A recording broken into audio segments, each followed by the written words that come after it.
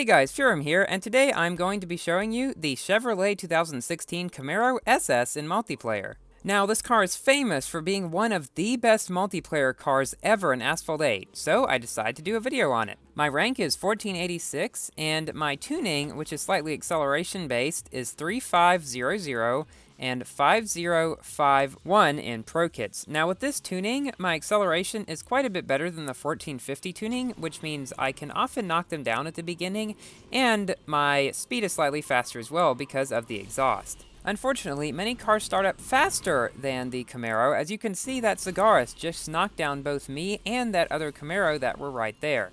But even though it takes a long time to get to its top speed, it has a very high top speed to make up for that. As you can see here, it will go up to 305 miles per hour, even below a rank of 1500. Aside from the SLK Special Edition, I'm not sure any other car can do this. And as you can see, I am quickly catching up to the Cigaris and the MP48 up there. And because that Cigaris knocked me down at the beginning, I decided to go ahead and knock him down too. And there we go. One down, one to go. Besides the acceleration, another bad trait of the Camaro is its very wide drifting radius, as you can see here. Even using the drift punch method, it still tends to hit the sides on sharp turns like this, and that's when cars like the MP48 can get ahead again. However, the MP48 is 40 miles per hour slower than the Camaro at this rank, and the Cigaris is around 25 miles per hour slower, so you can beat both of those cars on most tracks. Now, Azure Coast is one of the best tracks for the Camaro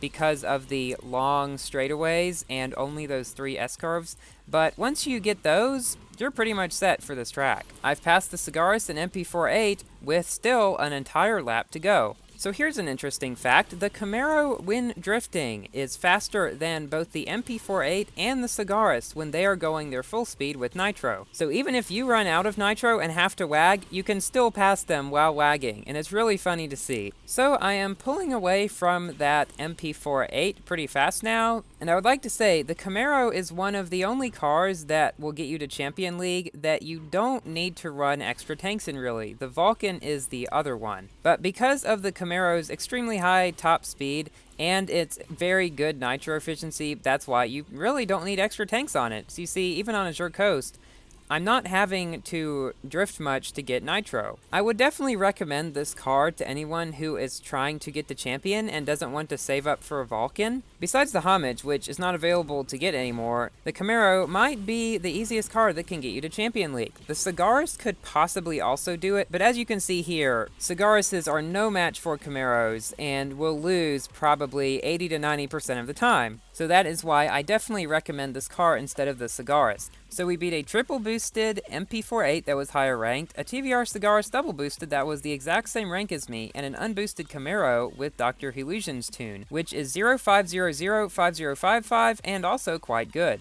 So you may be thinking, well, of course the Camaro won, it was on Azure Coast. Well, let me show you the power of the Camaro on a twisty track like Sector 8. Probably in the minds of most people, Sector 8 is one of those tracks that it seems like it should be pretty easy to beat a Camaro with an MP48 or a Cigaris. But this race will prove you wrong. The MP48 only has a chance against the Camaro on Sector 8 on a one-lap race, as you will see. And the Cigaris will probably lose even on one lap because it doesn't have any better of a drifting radius than the Camaro has. So the Cigaris really has no advantage over the Camaro on this track besides slightly better acceleration. Because I'm American and I couldn't make this car purple, I put this neat American flag decal on the Camaro because it's an American car as well, so I think it's a perfect fit. So, coming up very shortly is the Turn of Doom on Sector 8, as I like to call it. I try to avoid Sector 8 in multiplayer even with my Vulcan. So I have now passed the Cigaris, and you will now see that the Cigaris doesn't have any better of a drifting radius. It is falling behind, even with the Camaro's slow speed going around that turn.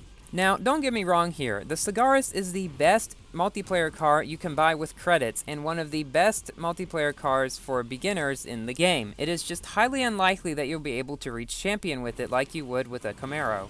It's the same with the MP48. While the car is quite good in multiplayer, it is very unlikely to get you to champion because, generally speaking, Camaros will beat MP48s and Cigarises more often than they'll beat Camaros. As of the bikes update, there is a little bug on Sector 8 where this big blue thing we go up right here makes you lose speed in the car. Now, this is not all that big of a deal in multiplayer since it affects everybody, but it just means that no more records will be able to be made on Sector 8 until they fix it. And here I have finally caught up to MP48 and knocked him down. On Sector 8 of all tracks. Now, he would have beat me on a one-lap track, and Sector 8 is one of the only tracks that an MP48 is able to beat them on a one-lap track. But on 2 laps, you got him. That is, of course, if you drive properly. It takes a lot of skill to drive the Camaro. I will go out and say that right now.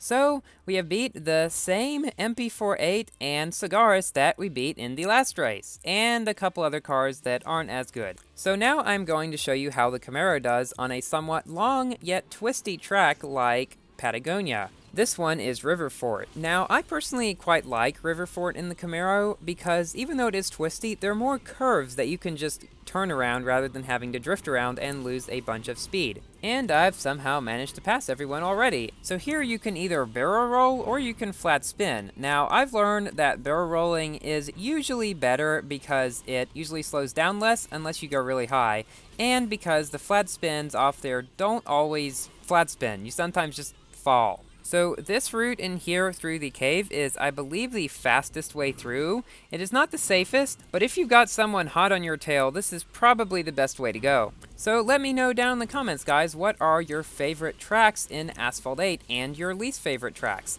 My favorites are Nevada and Barcelona, and my least favorite is Iceland. And in multiplayer, I dislike Sector 8 and French Guiana quite a bit.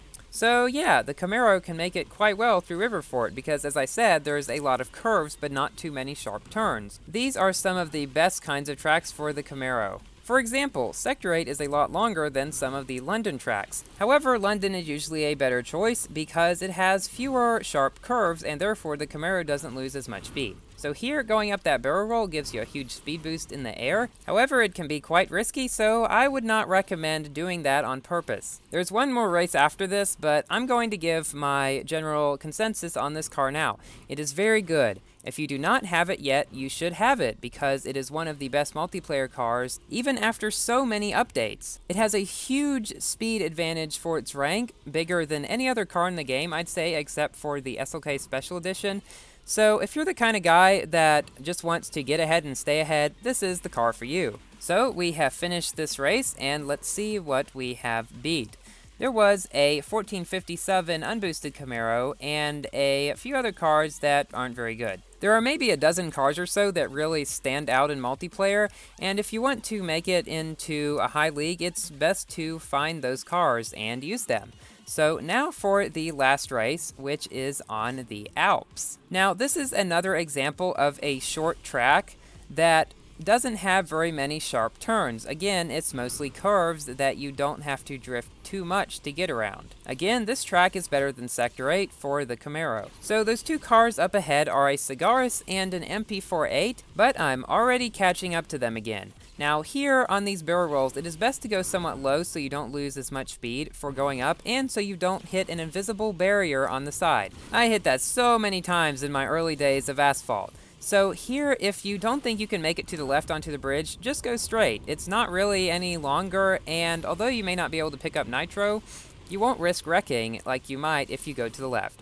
So, have you ever had a time where you come up to someone in midair and try to knock them down, but then you get knocked down instead? Yeah, that's what happened here. He was going slower, but yet I was the one who got knocked down, and I am in last place now.